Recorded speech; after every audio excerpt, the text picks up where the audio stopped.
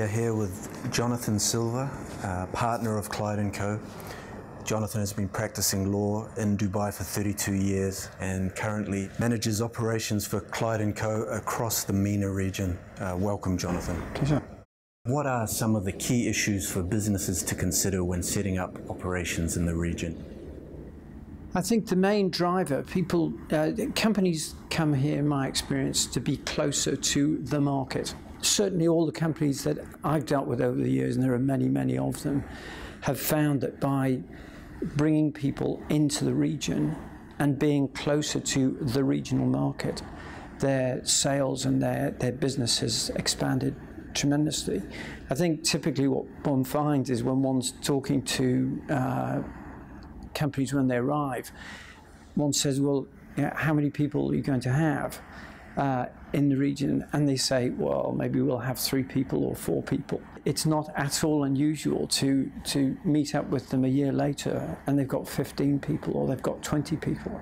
Because when they arrive in Dubai, I don't think from a distance one sees the advantages, but when people actually get their feet on the ground here and start to look around and see how connected the UAE is with a much wider region, I think they start to realize that this isn't just a local play, it's very much a regional play, and that region, as I said earlier, it can be the AGCC, it can be the Lower Gulf, it can be the subcontinent, it can be Africa.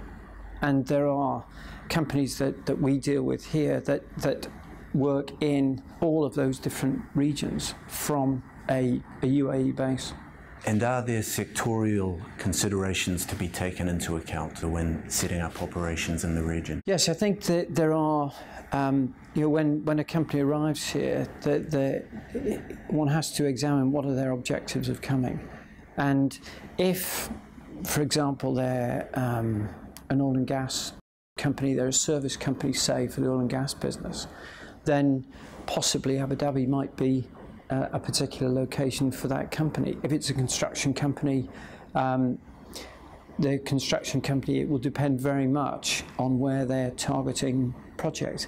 If it's a media company, they'd probably be looking at the technology and media free zone as a place to base themselves. So I think there are very much sectoral influences on the decisions that are made by businesses as to exactly where they set up and, more importantly, how they set up.